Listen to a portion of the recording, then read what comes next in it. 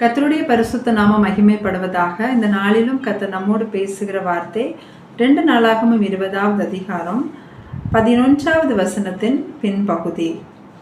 தேவரீர் எங்களை சுதந்திரிக்க பண்ணின உம்முடைய சுதந்திரத்திலிருந்து எங்களை துரத்திவிட வருகிறார்கள்.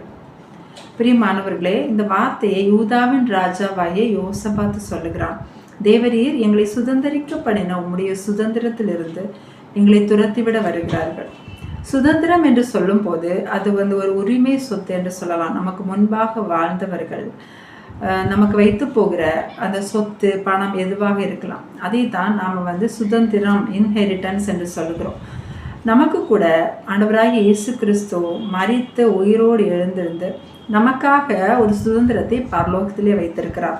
அதான் கர்த்தர் சொல்லுகிறார், நித்திய ஜீவனை தருவேன் என்பதே வாக்குத்தத்தம் என்று. அவர் வாக்குத்தத்தமான சுதந்திரத்தை நமக்கு தந்திருக்கிறார். அதுதான் என்றைக்குமே நம்மளோட ஃபோக்கஸாக, நம்மளோட ஒரு கோலாக இருக்க வேண்டும்.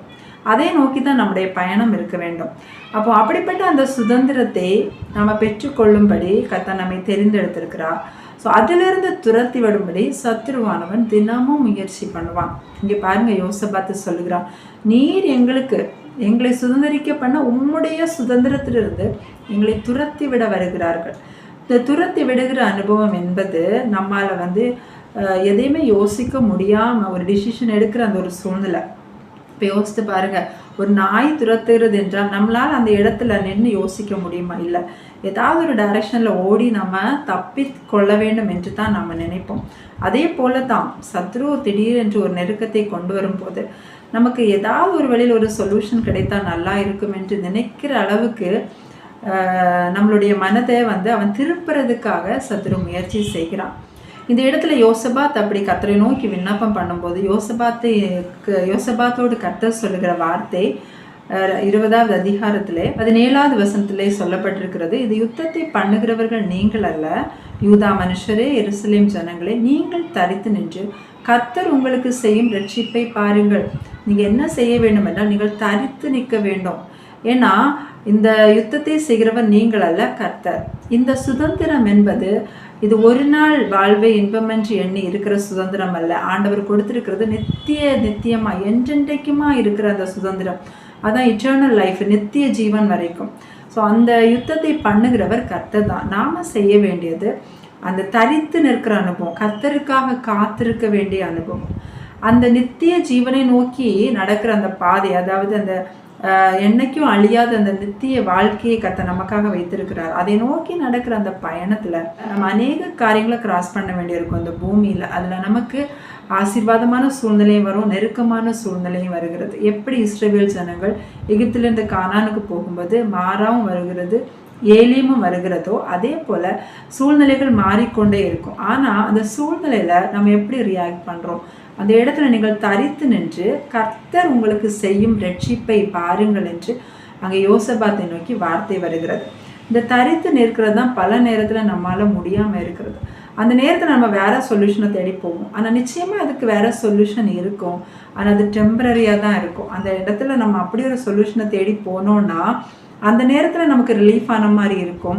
ஆனால் சாத்தான் நினைத்தது தான் நம்ம நிறைவேறுமே ஒழிய கர்த்தர் நினைத்தது அந்த நேரத்தில் நிறைவேறாது. இந்த இடத்துல பாருங்கள், யோசபாத்தருடைய அப்பா ஆசா இதே மாதிரி தான். ஒரு யுத்தம் வரும்போது அவன் வேறு ராஜாவிடம் உதவிக்காக செல்கிறான். கர்த்தரை விட்டு பின்வாங்கி போகிறான். ஆனால் யோசபாத் இந்த சூழ்நிலையில் அவனுக்கு எதிராக யுத்தம் பண்ண வேறு ஜனங்கள் வரும்போது அவன் கர்த்தரை நோக்கி அவருடைய வார்த்தைக்காக எதிர்பார்த்து நிற்கிறான். அவனுடைய வார்த்தையை தரித்து நில் என்று சொல்லி வந்த உடனே அவன் தரித்து நிற்கிறான் கர்த்தருடைய ரட்சிப்புக்காக.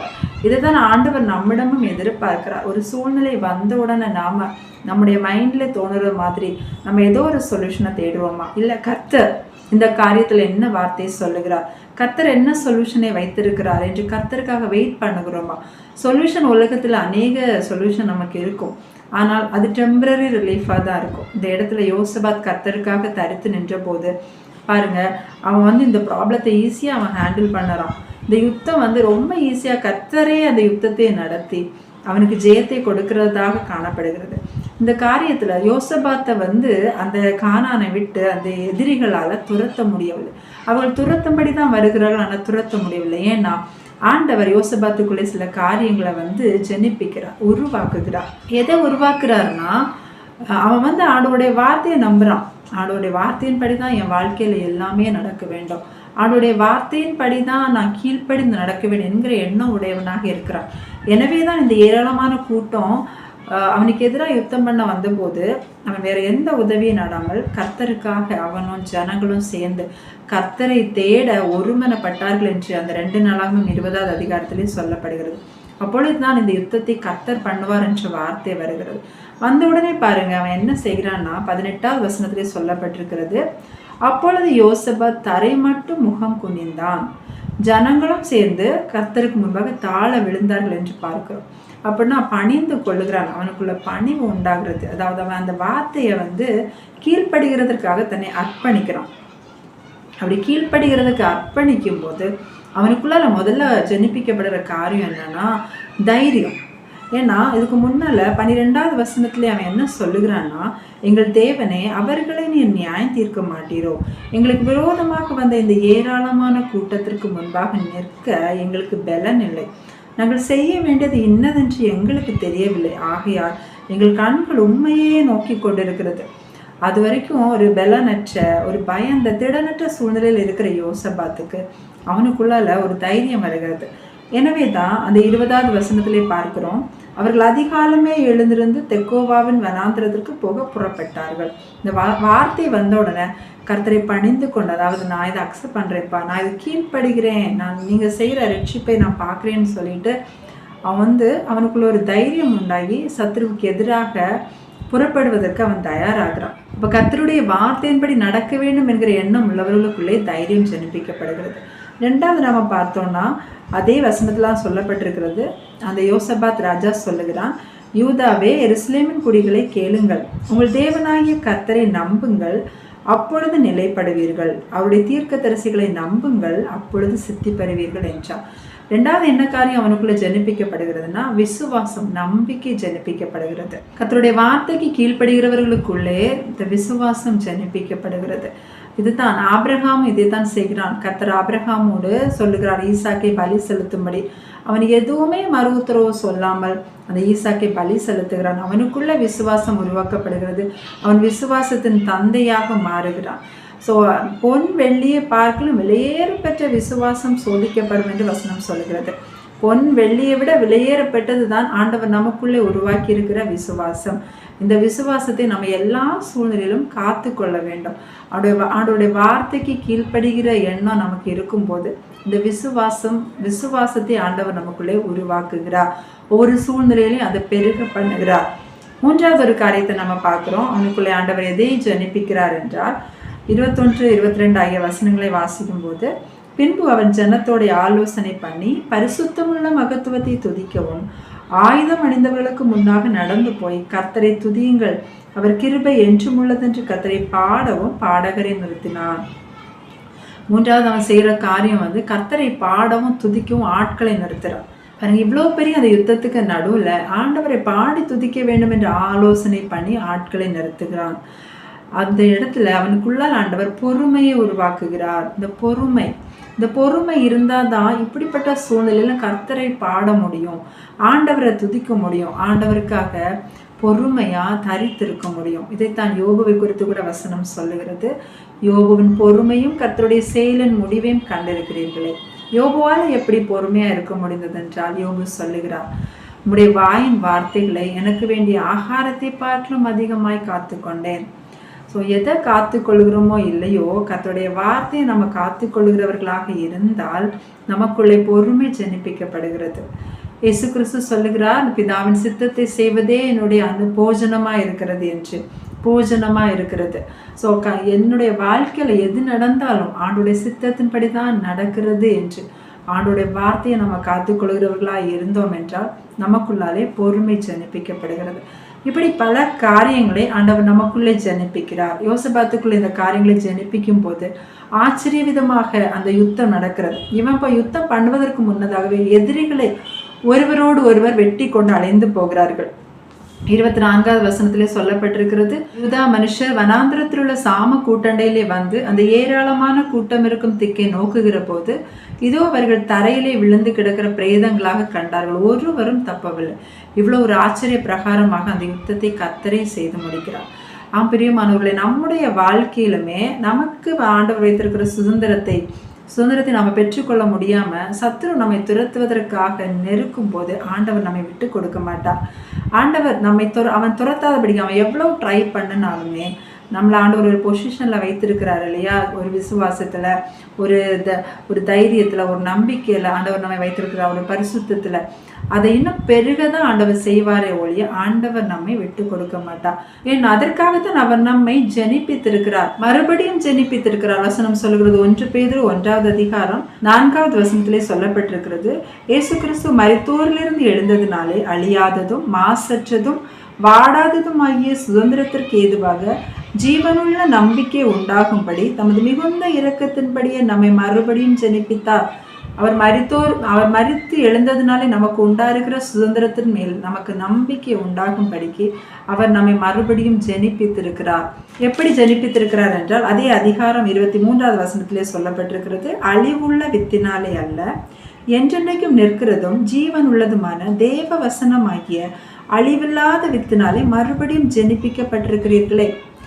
அழிவில்லாத அவருடைய வசனத்தின் மூலமா ஜெனிப்பித்திருக்கிறார். இந்த ஒவ்வொரு காரியமும் அவருடைய வசனத்தின் மூலமாக நமக்குள்ளே ஜெனிப்பிக்கப்பட்டிருக்கிறது. ஏன்னா அடுத்த வசனம் சொல்றது பாருங்க, மாம்சமெல்லாம் புல்லை போலவும் மனுஷருடைய மகிமை எல்லாம் புல்லின் பூவை போலவும் இருக்கிறது, புல் உலர்ந்தது அதன் பூவும் உதிர்ந்தது. இந்த மாம்சமும் அதனுடைய மகிமையும் புல்லை போலவும் பூவை போலவும் இருக்கிறதா. நம்முடைய மாம்சம், அதனுடைய மகிமை, அதனுடைய மேன்மை, அதனுடைய கனம் எல்லாமே ஒரு புல்லை போல, புல்லின் பூவை போல இருக்கிறது. மாம்சமும் இரத்தமும் தேவனுடைய ராஜ்யத்தை சுதந்திரிக்க மாட்டாது. ஸோ அப்போ கர்த்தருடைய வசனம் தான் என்றென்றைக்குமே நிலைத்திருக்கும். நம்முடைய ஆத்துமா அவருடைய வசனத்தினால திரும்ப திரும்ப ஜெனிப்பிக்கப்பட வேண்டும். அந்த காரியங்கள் நமக்குள்ளே பெருக வேண்டும். ஆண்டவர் உண்டாயிருக்கிற காரியங்கள் நமக்குள்ளே பெருக வேண்டும். ஏன்னா இது நம்ம பார்க்குற மாம்சமும் இரத்தமும் பரலோக ராஜ்யத்தை சுதந்திரிக்க முடியாது. ஸோ புறம்பான மனுஷன் நாளுக்கு நாள் அழிந்தும் உள்ளான மனுஷன் நாளுக்கு நாள் பலப்படுறதா இருக்க வேண்டும் என்று வசனம் சொல்லுகிறது. அதற்காகத்தான் கர்த்தர் அவருடைய வசனத்தின் மூலமாக நம்மை அனுதினம் ஜெனிப்பிக்கிறவராக காணப்படுகிறார். தான் 2 பேதுரு 1வது அதிகாரத்திலே 5வது வசனத்திலே நம்ம வாசிக்கும் போது, இப்படி இருக்க நீங்கள் அதிக ஜாக்கிரதை உள்ளவர்களாய் உங்கள் விசுவாசத்தோடைய தைரியத்தையும், தைரியத்தோடைய ஞானத்தையும், ஞானத்தோடைய இச்சை அடக்கத்தையும், இச்சை அடக்கத்தோடைய பொறுமையையும், பொறுமையோடைய தேவ பக்தியையும், தேவ பக்தியோடைய சகோதர சிநேகத்தையும், சகோதர சிநேகத்தோடைய அன்பையும் கூட்டி வழங்குங்கள். இந்த காரியங்கள் எல்லாமே நமக்குள்ள ஜனிப்பிக்கப்பட வேண்டும். ஒவ்வொரு சூழ்நிலையை கர்த்தர் நமக்கு அனுமதிக்கிறது. அதன் மூலமாக இந்த காரியங்களை நாம நமக்குள்ளே உருவாக்குவதற்காக ஒவ்வொரு காரியங்களையும், ஒவ்வொரு சூழ்நிலையிலும், ஒரு சூழ்நிலை கர்த்தருடைய அன்பு நமக்குள்ளாக ஜனிப்பிக்கப்படுகிறது, இன்னொரு சூழ்நிலையில பொறுமை ஜனிப்பிக்கப்படுகிறது, இன்னொரு சூழ்நிலையில சகோதர சிநேகம், இன்னொரு சூழ்நிலையில இச்சை அடக்கம் ஜனிப்பிக்கப்படுகிறது. நாம் என்ன செய்யணும்? கர்த்தருடைய சமூகத்தில் தரித்திருக்க வேண்டும், அவருக்காக காத்திருக்க வேண்டும். இப்படி உண்டாகும் போது 8வது வசனம் சொல்லுகிறது, இவைகள் உங்களுக்கு உண்டாயிருந்து பெருகினால் உங்களை நம்முடைய கர்த்தராகிய இயேசு கிறிஸ்துவை அறிகிற அறிவிலே வீணரும் கனியற்றவர்களுமாய் இருக்க ஒட்டாது.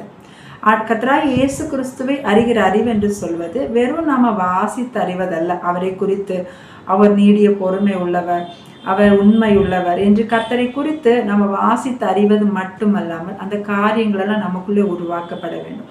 இதெல்லாம் நமக்குள்ளே உருவாக்கப்பட்டு அது பெருகினால், நாளுக்கு நாள் வளர்ந்தால் நம்மை கனியற்றவர்களாக இருக்க விடாது. நம்ம கர்த்தராகிய இயேசு கிறிஸ்துவை அறிகிற அறிவில் வீணராக இருக்க விடாது. அறிவிலே வளர்ந்தவர்களாக நம்மை மாற்றும். அது நம்ம எங்கே கொண்டு போய் சேர்க்கும் என்றால் 11வது வசனம் சொல்லுகிறது, இவ்விதமாய் நம்முடைய கர்த்தரும் இரட்சகருமாகிய இயேசு கிறிஸ்துவனுடைய நித்திய ராஜ்யத்துக்கு உட்படும் பிரவேசம் உங்களுக்கு பரிபூரணமாய் அளிக்கப்படும். அந்த சுதந்திரம் நமக்காக பரலோகத்தில் வைக்கப்பட்டிருக்கிற அந்த சுதந்திரத்தை பரிபூர்ணமாய் நமக்கு கொடுக்கும்படிக்கு இந்த காரியங்கள் நமக்குள்ளே உருவாக்கப்படுறதா இருக்கிறது. பிரியமானவர்கள், இந்த நாளிலும் நாம ஆண்டவருடைய வசனத்தின் மூலமாக நாம் ஜெனிப்பிக்கப்படும்படிக்கு, மறுபடியும் பிறக்கப்படும்படிக்கு நாம் ஒப்பு கொடுக்க வேண்டும். ஆண்டவருடைய வசனம் நம்மை புதிதாக உருவாக்குகிறது. இதுதான் கிறிஸ்துவுக்குள்ளால நம்ம புது சிருஷ்டியா இருக்கிற ஒரு நிலைமை. பயந்தவை, ஒரு நிதானமற்ற செயல், நம்பிக்கையற்றது, இது எல்லாமே பழையவைகள் ஒழிந்தன, எல்லாம் புதிதாயின. ஸோ நம்ம பார்க்குற மாம்சமும் இரத்தமும் நம்ம பரலோகத்துக்கு போகாது, நம்முடைய ஆத்மா தான் போகிறது. அது நாளுக்கு நாள் ஜெனிப்பிக்கப்பட வேண்டும், மறுரூபமாக வேண்டும். இப்படி ஜெனிப்பிக்கப்படும் போது தான் ஒவ்வொரு சூழ்நிலையிலுமே நம்ம அந்த பரலோகத்தில் வைக்கப்பட்டிருக்கிற அந்த சுதந்திரத்துக்காக நம்ம காத்திருக்கிறவர்களா, அதன் மேல ஒரு எதிர்பார்ப்பும் ஆசையும் நமக்குள்ளே உண்டாகிறது. அந்த ஜீவனுள்ள நம்பிக்கை என்று சொல்லப்பட்டிருக்கிறது, அதற்காக காத்திருக்கிற அந்த நம்பிக்கை நமக்கு உண்டாகிறது. வெறும் இந்த உலக காரியங்களாக திருப்தியாகிறவர்களாக நம்மால இருக்கவே முடியாது. இப்படிப்பட்ட ஒரு மேன்மையான அனுபவத்தை நம்ம ஒவ்வொருவர்களும் வாஞ்சிப்போம். கர்த்தர் அவருடைய சித்தத்தின்படியே நம்ம அவருடைய வார்த்தையாலே ஜெனிப்பித்து அவருக்கு முன்பாக அவருக்கு உகந்தவர்களாக நம்மை மாற்றி அவருடைய சாயலை மாற்றி அந்த பரலோகத்தில் வைக்கப்பட்டிருக்கிற அந்த சுதந்திரத்துக்கு நேராக நம்மை நடத்தி செல்வார். கர்த்தர் தாமே இந்த வார்த்தையின் மூலமாக நம்ம ஒவ்வொருவரையும் ஆசீர்வதிப்பாராக. ஆமேன். ஜெபிக்கலாம். எங்களை நேசிக்கிற எங்கள் பரலோக தகப்பனே ஏசப்பா, இந்த நல்ல நேரத்திற்காக உண்மை நன்றியோடு துதிக்கிறோம் ராஜா. இம்மட்டுமாக தகப்பனே உங்களுடைய கிருபை இரக்கம் எங்களோடு கூட இருந்ததற்காக நன்றி ராஜா. இந்த நாளிலும் நீங்கள் எங்களோடு பேசின வார்த்தைகளுக்காக உண்மை நன்றியோடு ஸ்தோத்தரிக்கிறோம் ராஜா. கோடி ஸ்தோத்திரம் அப்பா. தகப்பனே, நீர் எங்களுக்கு நியமித்திருக்கிற சுதந்திரத்திலிருந்து எங்களை துரத்தி விட சத்ருவால் கூடாது ஆண்டவரே. அவனால் முடியாதுப்பா. அவன் எங்களை துரத்தி விடாதபடிக்கு நீர் எங்களுக்குள்ளே பல காரியங்களை ஜெனிப்பிக்கிறீங்க ஏசப்பா. எங்களை படுத்துறீங்கப்பா. உம்முடைய சாயலுக்குப்பா எங்களை மாற்றி வருகிற தயவுக்காக உமக்கு நன்றி தகப்பனே. உமக்கு நன்றி செலுத்துகிறோம் ராஜா. பல சூழ்நிலைகளில் நாங்கள் உமக்கு காத்திருக்க முடியாமல், உம்முடைய சமூகத்தில் தரித்திருக்க முடியாமல் இருந்த வேலைகள் உண்டு ராஜா. எங்களை மன்னிப்பீராக தகப்பனே. உங்கள் சமூகத்திலே நாங்கள் காத்திருந்து உங்களுடைய வார்த்தையினால நாங்கள் மறுபடியும் பிறந்தவர்களாக, மறுபடியும் ஜெனிப்பிக்கப்பட்டவர்களாக, உருவாக்கப்பட்டவர்களாக மாற எங்களை இந்த நேரத்தில் ஒப்பு கொடுக்கிறோம் தகப்பனே. ஆவியானவரே, நீர் கூடவே இருந்து பேசுங்கப்பா. வலதுபுறம் இடதுபுறம் சாயும் போது வழி இதுவே என்று சொல்லி எங்கள் கரத்தை பிடித்து நடத்துங்க ஆண்டவரே. அப்பா, உலகம் கொடுக்கிற எந்த சொல்யூஷனும் அது நிரந்தர சொல்யூஷன் கிடையாது. உங்கள் சமூகத்திலிருந்து வருகிற அப்பா அந்த ஒரு பதில் தான் தகப்பனே எங்களை ஒரு புதிய நிலைக்கு அழைத்து செல்லும்.